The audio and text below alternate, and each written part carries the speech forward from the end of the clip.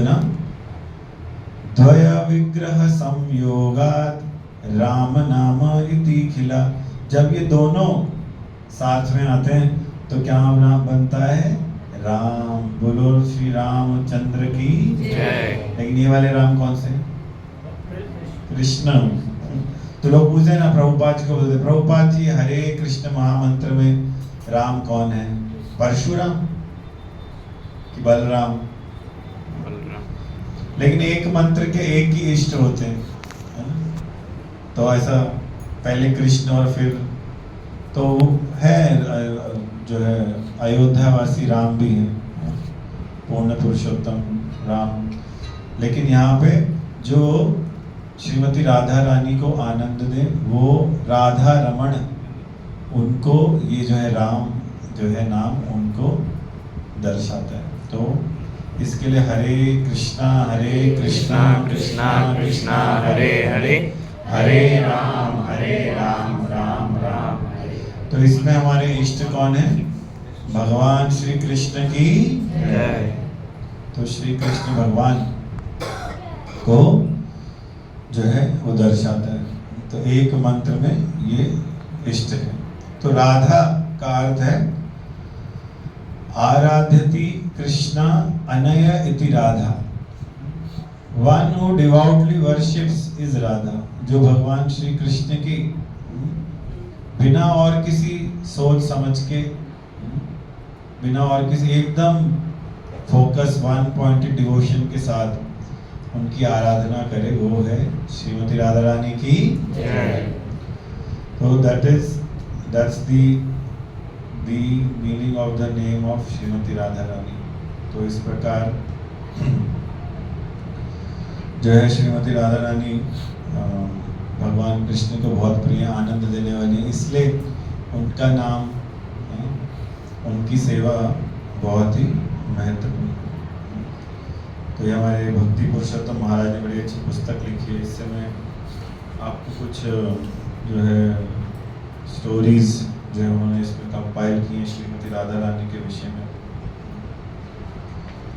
तो आप लोग को भी समय मिले, राधा अष्टमी आ रही है तो आप जो है पढ़ सकते हैं इस पुस्तक। तो श्रीमती राधा रानी का प्राकट्य जैसे कृष्ण भगवान का प्राकट्य होता है, तो उस प्रकार श्रीमती राधा रानी का भी प्राकट्य है। उसकी कथाएं जो हैं वो जो है महाराज ने इस पुस्तक में बताई कैसे श्रीमती राधा रानी भक्तों के आनंद के लिए जो है। तो ये हमारे आचार्य श्री रूप गोस्वामी ने ललित माधव नाम की पुस्तक में श्रीमती राधा रानी के प्राकट्य का वर्णन किया कि कैसे वो जैसे भगवान प्रकट होते हैं तो ऐसे श्रीमती राधा रानी भी प्रकट होती है। तो जैसे हिमालय पर्वत सुना है ना सबने, हिमालय के बारे में? तो एक पर्वत है विंध्याचल, सुना है विंध्या पर्वत? तो विंध्या पर्वत को बहुत ईर्ष्या थी हिमालय से, अरे इनकी बेटी की शादी तो शिव जी से हो गई, हम इनसे भी बड़े वाले परिवार में करते हैं। उनकी इच्छा थी कि जैसे पार्वती को महादेव वर के रूप में प्राप्त हुए, उनकी विंध्या पर्वत की इच्छा थी मेरी ऐसी पुत्री हो जिसके पति ऐसे हों जो महादेव को युद्ध में परास्त करे। तो विंध्या पर्वत ने बहुत लंबे समय तक तप किया और ब्रह्मा जी प्रसन्न होकर प्रकट हो गए। ब्रह्मा जी का ये रोल है सब कथाओं में, शिव जी का और ब्रह्मा जी का भी है कि वो जो है जल्दी से प्रसन्न हो जाते हैं और उनको वर दे देते हैं। तो ब्रह्मा जी प्रकट हुए और उन्होंने विंध्या पर्वत ने उनको अपनी इच्छा प्रकट की कि मुझे ऐसी पुत्री चाहिए जिसको भगवान पति जो है वो महादेव जी को परास्त करे युद्ध में। ब्रह्मा जी ने जैसे बस तुरंत बोले तथास्तु। उसके जब घर चले गए, उनका घर कहाँ है? सत्यलोक। घर जाने को सोचा ये कौन सा वरदान दे दिया मैंने, शिव जी को कौन परास्त करेगा? अयो ये तो गड़बड़ कर दी।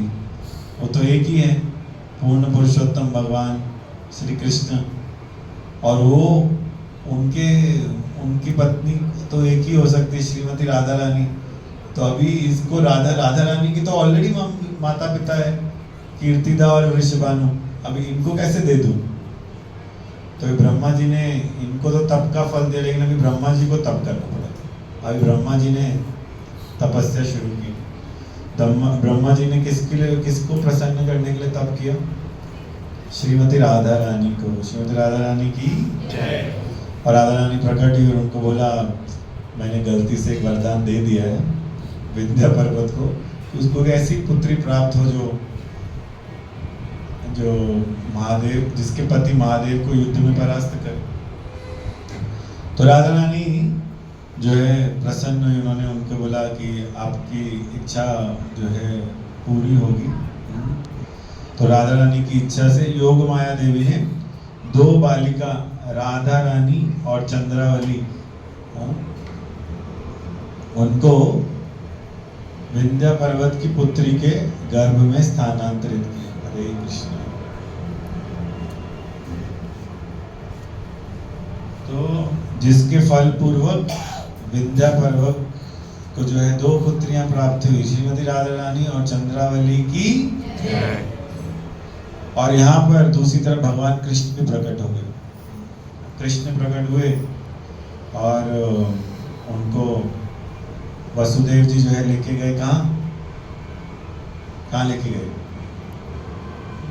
भूल गए? गोकुल लेके गए। कहाँ पे? किसके घर? नंद बाबा के घर। और वहां से उनकी पुत्री को लेके आए। तो उनकी पुत्री को लेके आए और ये दूसरे पुराणों में ऐसा वर्णन है कि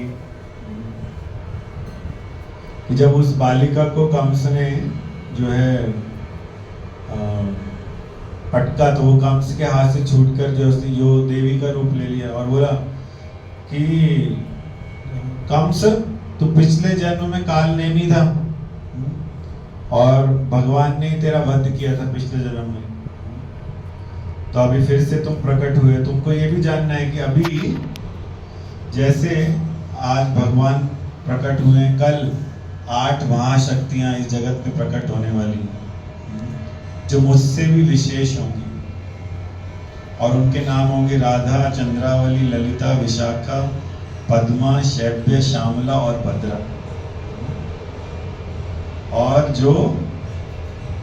और उनसे जो भी विवाह करेगा, उसमें से 2 बालिकाएं जो बहुत स्पेशल हैं, वो जो है ही विल बी राजेंद्र, यानी कि वो पूरे विश्व पर राज्य करेगा।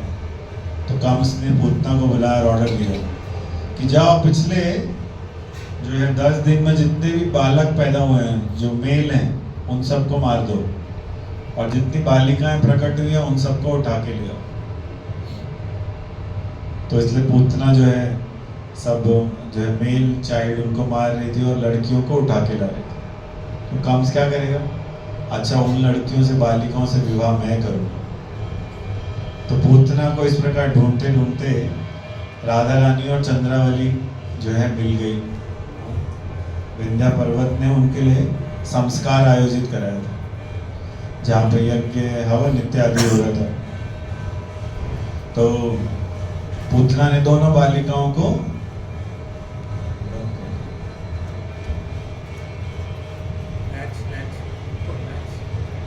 लैच नीचे कर दीजिए, चाबी में। इधर खिड़की बंद है, कम हो गया थोड़ा आवाज। तो राधा, चंद्रावली, ललिता, विशाखा, पद्मा, शैव्य, श्यामला, भद्रा, ये सब प्रकट हुई और इन 2 बालिकाओं को पूतना ने उठा लिया। जब पूतना ने राधा रानी और चंद्रावली को किडनैप किया, तो वहां पे उपस्थित सभी ब्राह्मणों ने मंत्र जाप शुरू किया, जिससे कि पूतना की शक्ति जो है कम हो जाए।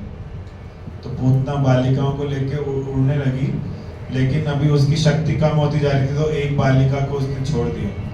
वह बालिका जाके गिरी विदर्भ में और महाराज भीष्मक को प्राप्त हुई, और इस बालिका को उन्होंने 5 वर्ष तक जो है इसका पालन पोषण किया। और उसके बाद जो है जाम्बवन जो है इस बालिका चंद्रावली को जो है वापस लिया 5 वर्ष के बाद।